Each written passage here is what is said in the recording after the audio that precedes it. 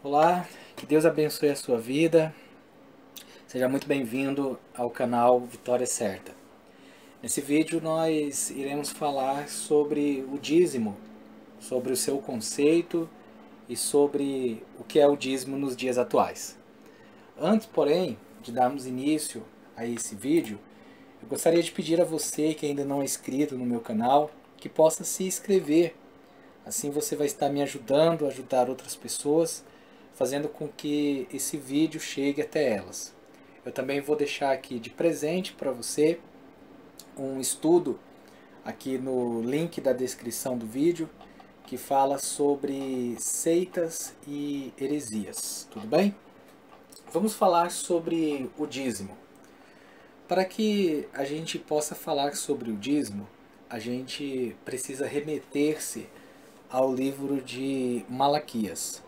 Eu falo isso porque Malaquias, como o seu próprio nome diz, significa meu mensageiro. Então, Malaquias, ele foi um dos profetas, ou um dos profetas menores, que foi escolhido por Deus para que pudesse repreender os sacerdotes antes da vinda do Messias. O profeta Malaquias, ele está repreendendo aos filhos ou à tribo de Levi, que era a única tribo autorizada a recolher os dízimos do povo de Israel e oferecer a Deus. Então, a gente pode concluir que o livro de Malaquias é um livro profético que faz descrição e que mostra a necessidade de reforma antes da vinda do Messias. Na verdade, ele é uma advertência à palavra do Senhor contra Israel por meio do profeta Malaquias. Então a gente pode ver isso claramente em Malaquias no capítulo 2, no versículo 1, quando diz: Agora, ó sacerdotes, este mandamento é para vós. Então Deus ele está destinando aquela advertência ou aquela repreensão através de Malaquias para os sacerdotes. Essa repreensão ela não é para mim, essa advertência não é para mim, não é para você, não é para você que diz que é cristão. Essa advertência é para os sacerdotes. E os sacerdotes que eram da tribo de Levi, que eram os únicos responsáveis pela coleta do dízimo. Então, o que se dá essa repreensão, essa advertência? O que se trata? Eu destaquei aqui alguns versículos. Primeiro, eles estavam praticando um ato de desrespeito a Deus, onde eles recebiam, né, o animal, até porque o dízimo bíblico, o dízimo da época, ele era dado em animais, nunca foi em dinheiro. Ah, mas naquela época não existia dinheiro. Naquela época já existia dinheiro, mas ele era dado através de animais. E quando eles recebiam esse animal, eles não estavam tendo um respeito para com Deus. Por isso que aqui no versículo 7 fala que trazendo comida impura ao meu altar. E mesmo assim ainda perguntam: de que maneira te desonramos ao dizerem que a mesa do Senhor é desprezível? Então já não existia mais um respeito, não existia mais uma consideração ou uma honra para com Deus. Tanto que Deus diz que pega esse animal que é cego, doente, manchado, e leva ao teu governador, ou dá de presente ao teu governador. Você acha que ele iria aceitar? Então, por que eu, o Senhor, iria aceitar? Também ele dá repreensão quando ele fala: chegar-me-eis a vós para juízo, e sereis uma testemunha veloz contra feiticeiros, contra adúlteros, contra os que juram falsamente, contra os que defraudam o diarista ou o trabalhador em seu salário, e a viúva, e o órfão, e os que pervertem o direito do estrangeiro, e não me temem, diz o Senhor dos Exércitos. Malaquias 3:5. Então, só para que você entenda, o dízimo da época, ou dízimo doado na época, ele era para manutenção do templo, ou a casa do tesouro, nós iremos ver mais à frente. Esse dízimo ele era para sustento do sacerdote, ou para ser mais específico, apenas da tribo de Levi, porque só os filhos de Levi tinham essa função de recolher os dízimos e de apresentarem a Deus. E também ele era destinado para o órfão, a viúva e o estrangeiro. Então ele era para sustento ou para provisão dessas pessoas. E olha a que ponto que os sacerdotes chegaram. Ao ponto de Deus ter que dizer, compará-los, né, com feiticeiros, adúlteros, né, jurarem falsamente, e também porque eles estavam defraudando, ou seja, eles estavam explorando o trabalhador da época. Será que isso existe hoje também? É uma pergunta que eu deixo para você me responder. Em Malaquias 3,14 ele diz: vós tendes dito, inútil é servir a Deus, que nos aproveitará termos cuidado em guardar os seus preceitos e andar de luto diante do Senhor dos Exércitos. Então, Malaquias 3,14. Isso não existia mais respeito entre eles para com Deus. Não existia mais devoção da parte do sacerdote para com Deus. Existia também, na época, entre eles, o adultério. Eles estavam cometendo adultério. Malaquias 2,16, Deus fala: porque o Senhor, o Deus de Israel, diz que odeia o repúdio, odeia o divórcio. Malaquias 2,16. E esse livro ele se encerra em Malaquias 4,5, versículo que eu deixo: eis que eu vos enviarei o profeta Elias, antes que venha o grande e terrível dia do Senhor. Ele finaliza o livro fazendo uma promessa de que enviaria um profeta, que seria o profeta Elias, que nada mais é do que João Batista, e que ele seria enviado antes do terrível dia do Senhor, que seria justamente a volta, a vinda do Messias, né? Que, como ele relata no começo do livro, ou como eu li para vocês aqui no esboço, né? no resumo do que se trata o livro de Malaquias.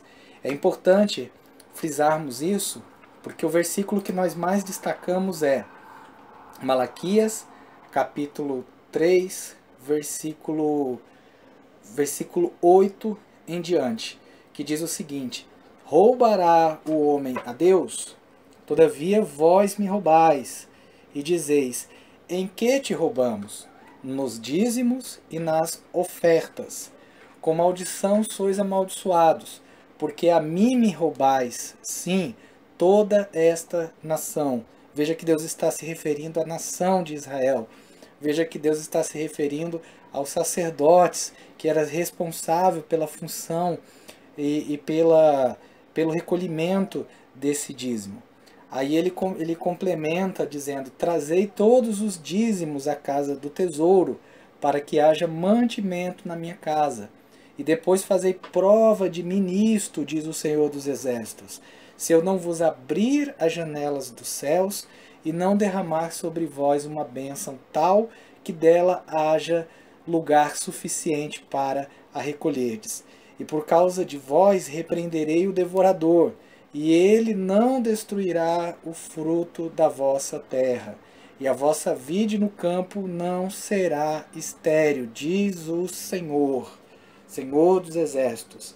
Veja que Deus faz a promessa de que se aquele povo se arrepender, se aquele povo se consertar diante de Deus, trazendo os dízimos à casa do tesouro, ele teria mantimento na sua casa, mas não é na casa de quem estava trazendo, não é uma promessa para quem estava trazendo o dízimo.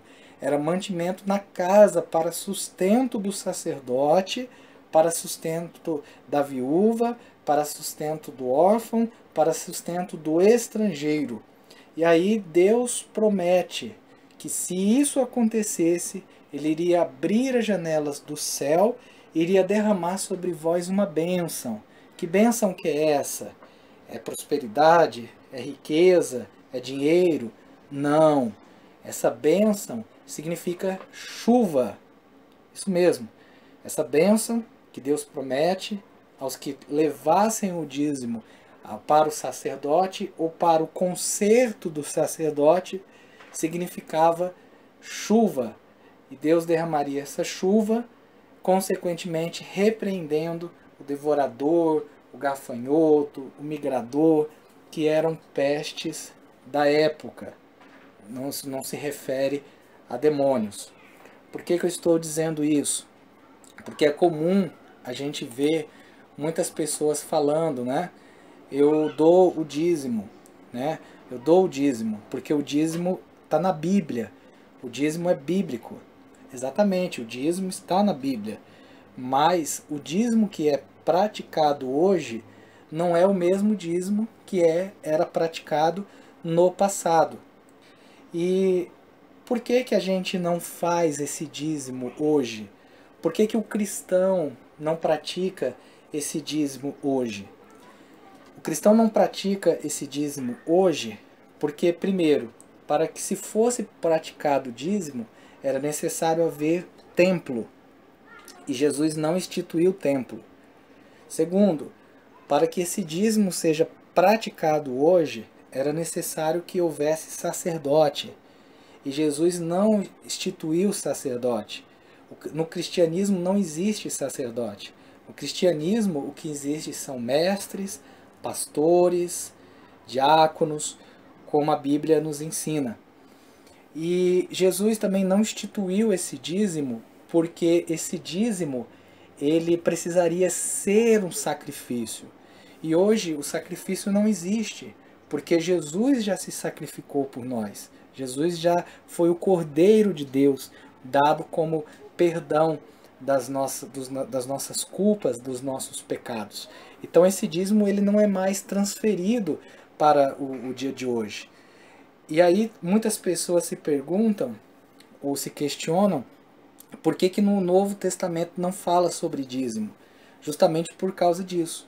O Novo Testamento ele só fala em 1 Coríntios, no capítulo 9, 16, que Paulo fala que cada um deve contribuir segundo aquilo que colocou o propósito no seu coração, e não de acordo com um dízimo, uma 10ª parte, né? Um 10% de tudo que você tem, ou de tudo o que vem na sua mão.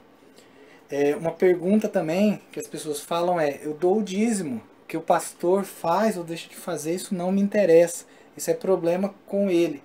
Se você pensa dessa forma, você não está pensando de forma inteligente, você não está usando da sua inteligência, porque se nós formos levar por um lado mais abrangente, você sabe muito bem que toda semente, se ela for boa, porém ela é plantada numa terra ruim, você sabe muito bem que essa semente não vai germinar.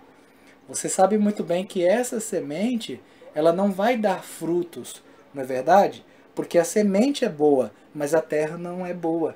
É a mesma coisa quando você acha que está contribuindo em alguma instituição, em alguma denominação, e você acha que você está fazendo para Deus, quando biblicamente falando, você não está.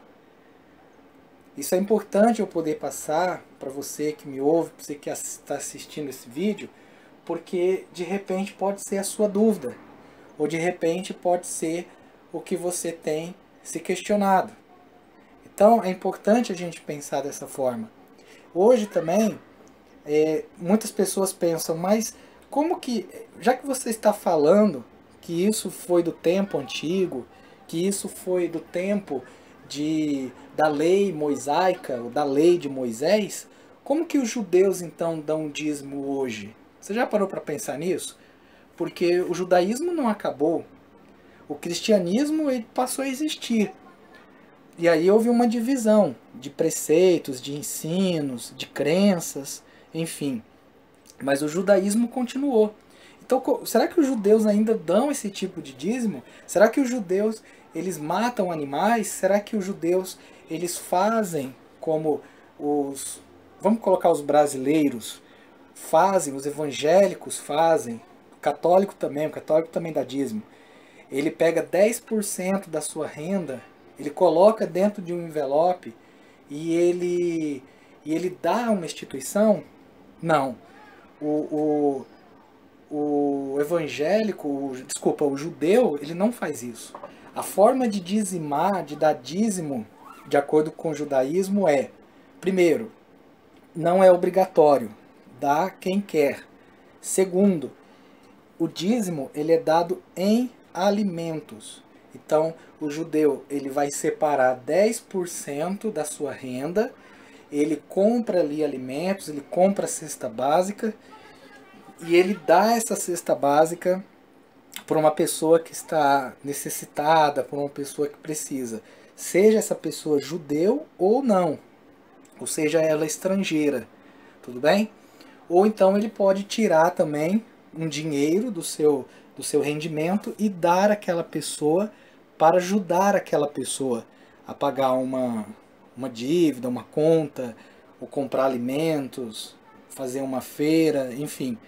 O que eles não fazem é pegar o seu dinheiro e entregar a um líder de uma denominação, de uma instituição, seja ela qual for. O que eles não fazem é entregar esse dinheiro a uma instituição, porque estão fazendo para Deus. Não, isso eles não fazem. Tudo bem? Só para deixar claro para você. E o último ponto que eu queria tocar com você a respeito do dízimo, trazendo para os dias de hoje, claro, é muitas pessoas que podem falar assim: bom, eu sou consciente de que a minha instituição, a minha igreja, a minha denominação, ela precisa dessa ajuda, vamos dizer assim, porque afinal o pastor precisa se sustentar, a igreja precisa pagar uma conta de água, uma conta de luz, precisa comprar cadeira, precisa disso, precisa daquilo. Eu entendo você. E até concordo com a tua contribuição, porque afinal o dinheiro é seu. O dinheiro é seu, você faz com o seu dinheiro o que você quiser. Mas, todavia, porém, eu não posso ensinar para você que o fato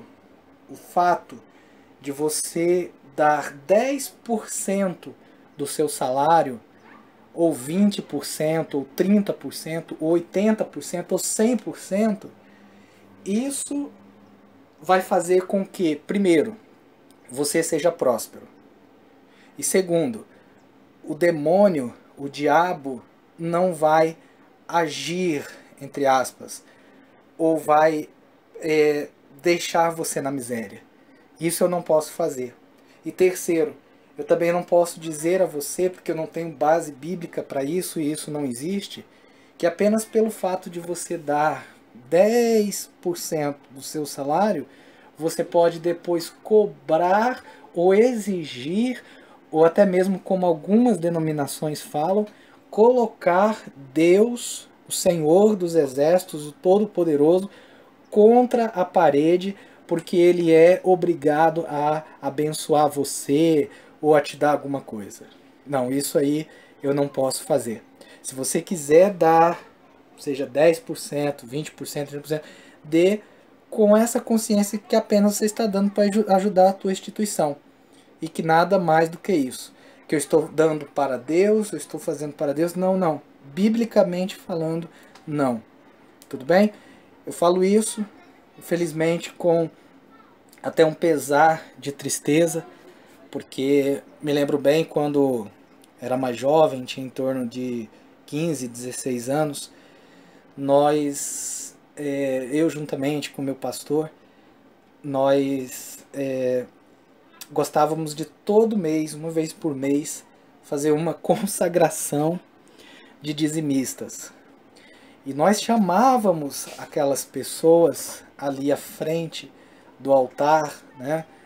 À frente do palco, à frente do púlpito, onde nós fazíamos uma oração a Deus, exigindo de Deus que Deus prosperasse aquelas pessoas. Basicamente, teoricamente, apenas porque aquelas pessoas estavam dando ali 10 míseros por cento do seu salário. Então, biblicamente falando, isso não existe. Eu deixo aqui para você esse estudo. Espero poder ter ajudado você e que você possa meditar nessas palavras que eu coloquei aqui para você. Tudo bem? Que Deus abençoe. Forte abraço.